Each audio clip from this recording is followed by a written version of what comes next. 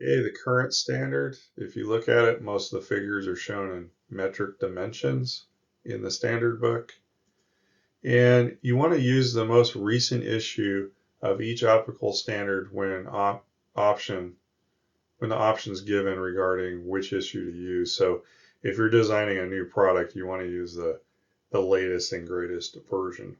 Or it could be mandated by the policies of the company you work for. But typically you move on to the new standard, you start designing in that, and then when you revise a drawing, you might update the standard on the title block and revise the drawing to match.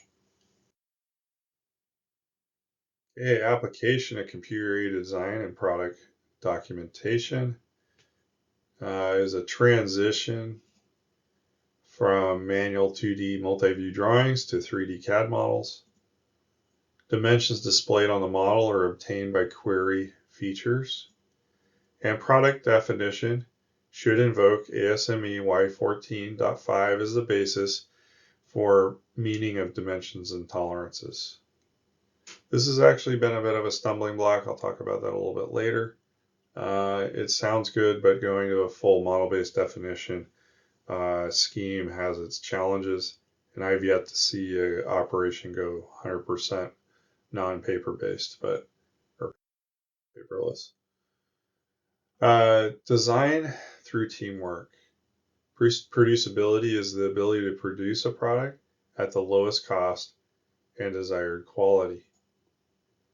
Advice from experts in each field, and collection and improvements incorporated before product definition is completed are all good ways that a standard can help you work together.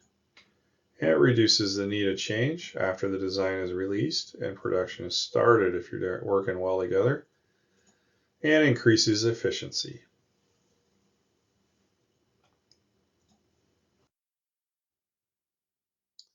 Professions and trades affected by dimensions and tolerances.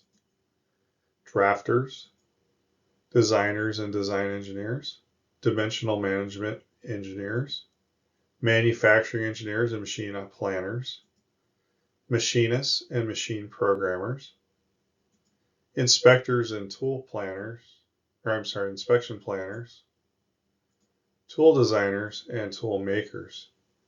All of these roles and many more touch upon dimensioning and tolerancing, and need to understand how to communicate with each other using that language. Okay, application of required dimensioning skills. Standard symbols define requirements and remove ambiguity. So over on the right, we have a fully defined design of a view using tolerances and geometric constraints. Proper application of dimensions and tolerances, usually the responsibility of the design engineer, designer, or drafter. And avoid using non-standard symbols since they have no defined meaning in a standard.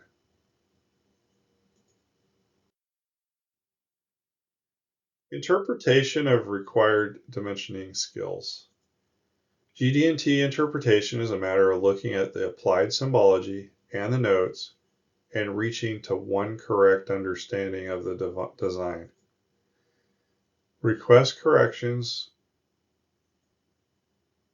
or ignore them if errors are discovered is a major fault. And assess the risk associated with unclear requirements.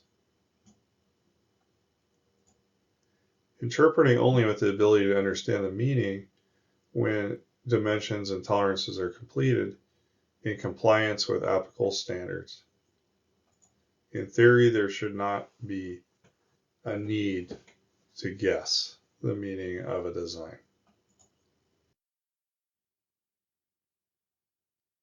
Discussion of principles. Be able to discuss with others the knowledge of principles, methods, and specific terminology. Consider various levels of capability and understanding when you're working with your coworkers, and explain what you have done and why. Understand others' expectations. Calculations. Properly calculated tolerances allow maximum amount of part variation while ensuring proper function, and larger tolerances typically reduce the part cost. But don't assume tolerances. Product liability and higher part cost happens if you assume the tolerances.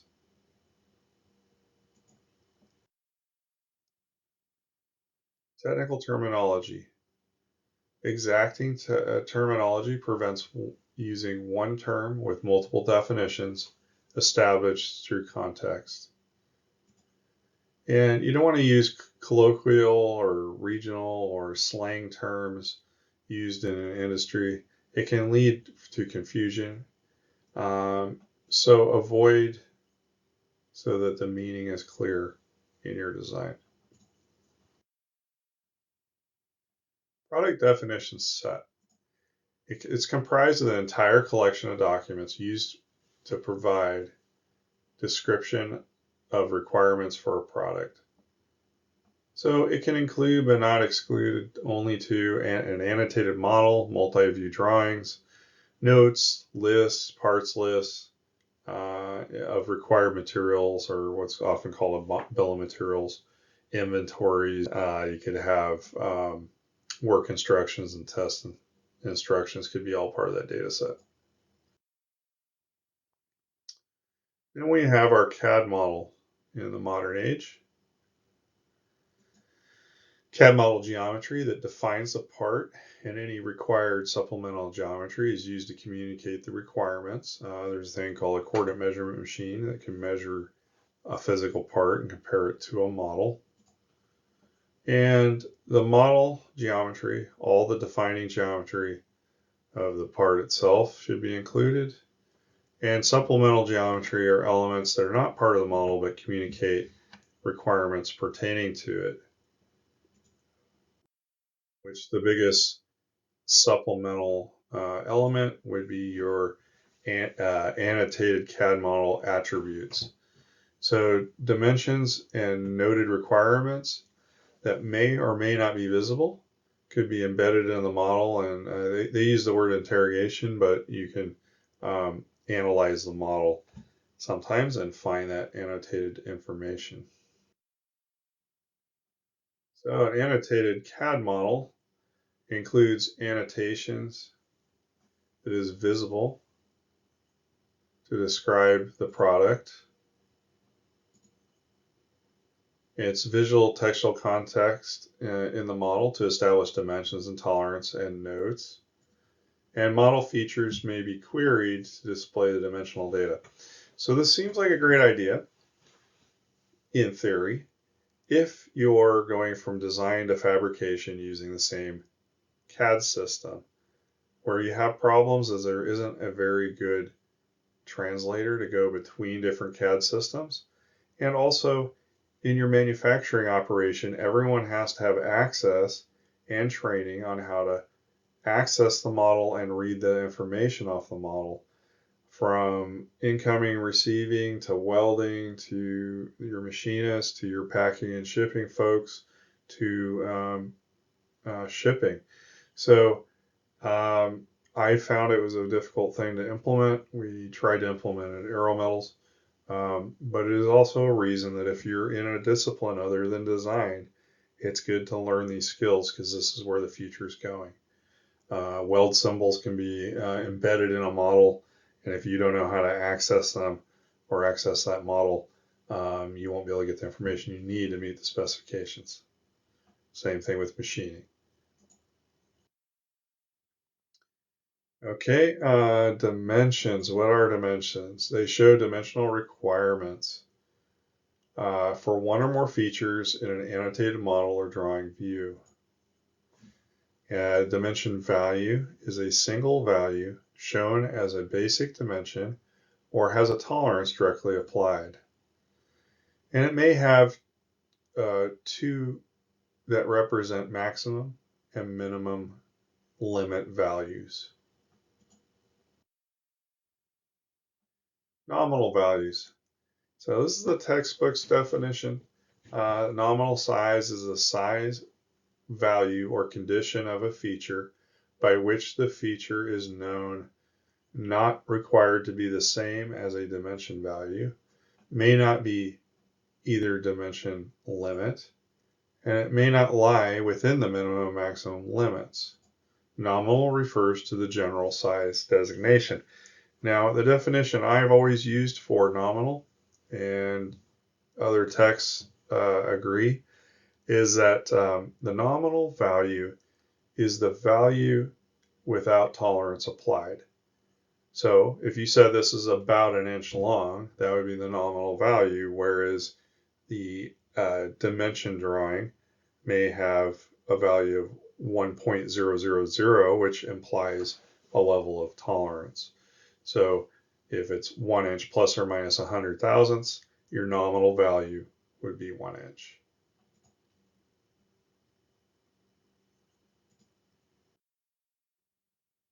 Okay, orthographic projection. This shouldn't be new to you if you've had the prerequisite course, but the process used to manually create multiple orthographic views of a three-dimensional object. So they're two-dimensional views of a three-dimensional object.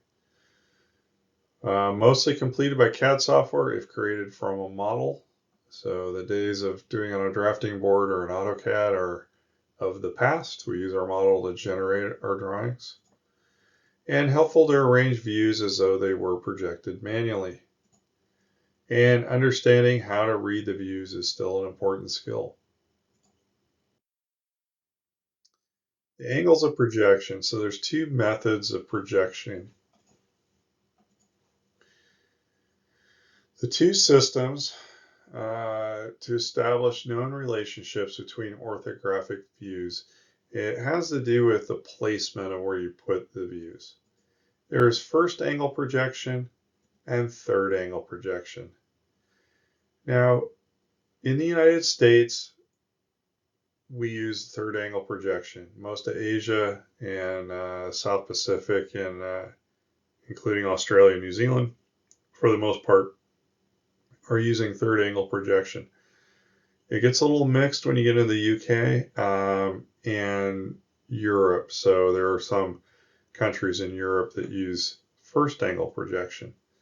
So it's important to know the difference, because if you end up coming across a first angle projection drawing, because you work for a company like Siemens, which is German and uses German drawings done in first angle and American drawings done in third angle, you need to know or you're going to make parts incorrectly. Okay.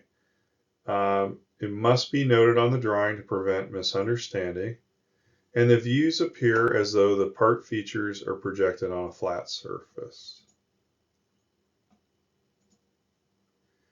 And adjacent views as if they're the part rotated at 90-degree angles from each other in general. So the relationship from the views. The view that shows the most detail is typically selected as the front view. So that's best practice.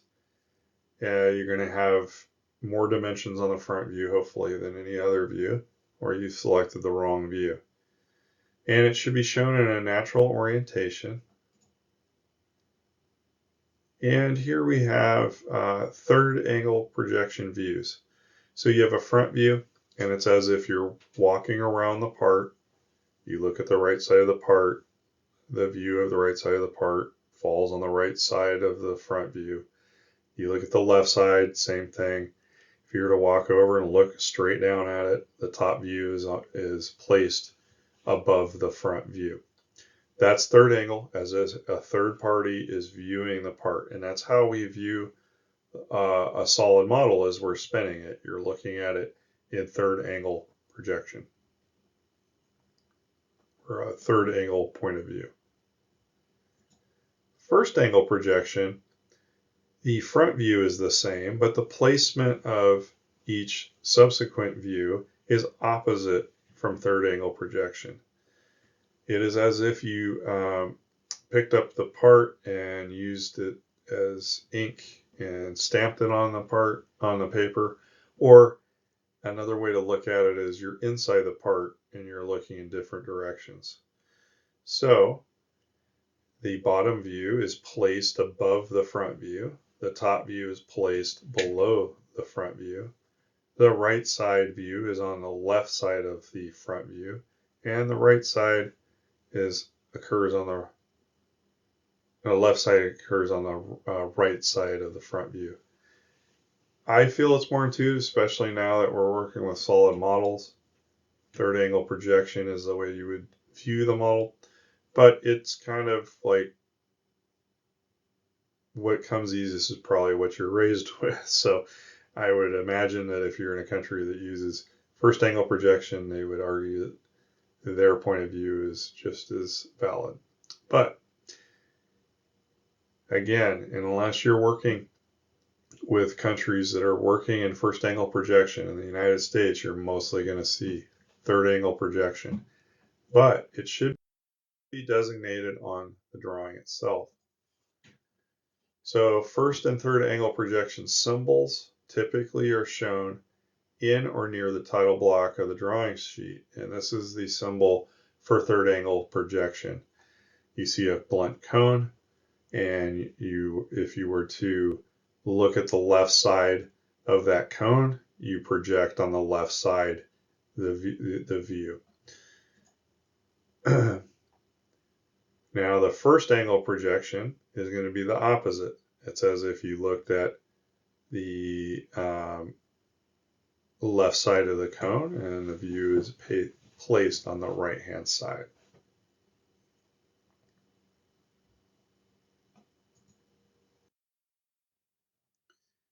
Okay, projection lines, I'm not sure how relevant this is. Typically when you're manually drafting, this is how you would project one view to the other without having to measure everything.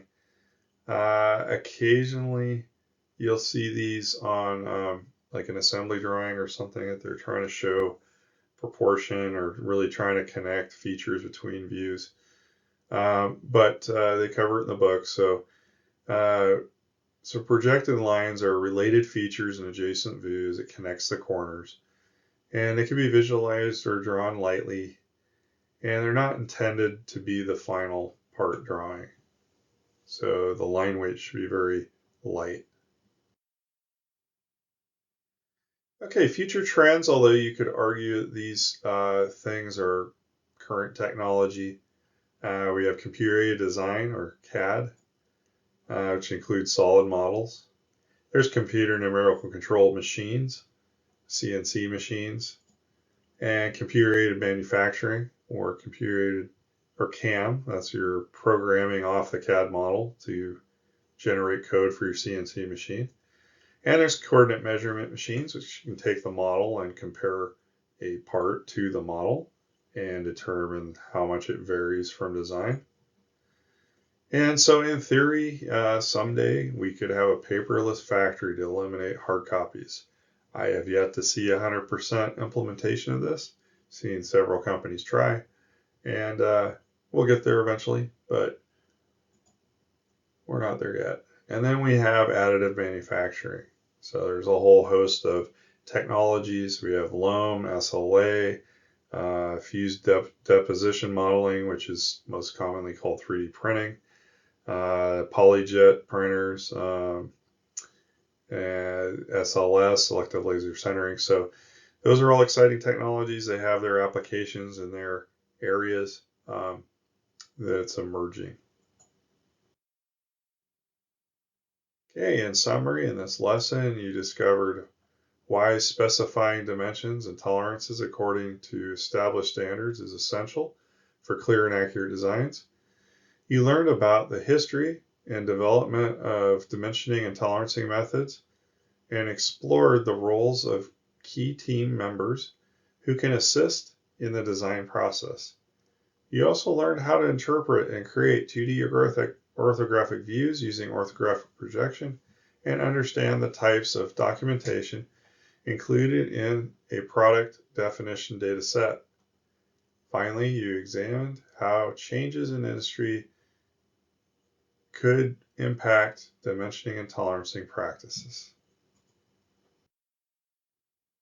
In conclusion, our objectives were to explain the importance of specifying dimensions and tolerances in compliance with applicable standards, recall the history and development of dimensioning and tolerancing methods, explain how teamwork can result in better definition of the dimensions and tolerances in design processes, and recall the job titles of those who can assist on the design process team.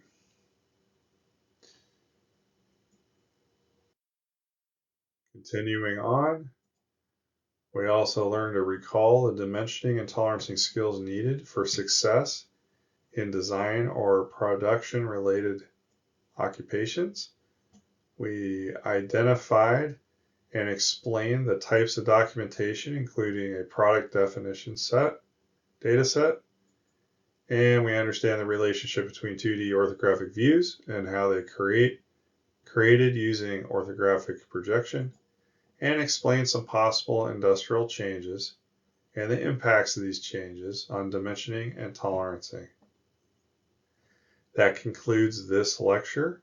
There are several activities you can do to prepare for the test in Canvas. Some are for points, some are for just practice. Again, in this class, it's rote memorization of some things and then applying the principles and application activities. In this unit, there isn't an application activity, but every following unit will have an application activity for you to do in Canvas.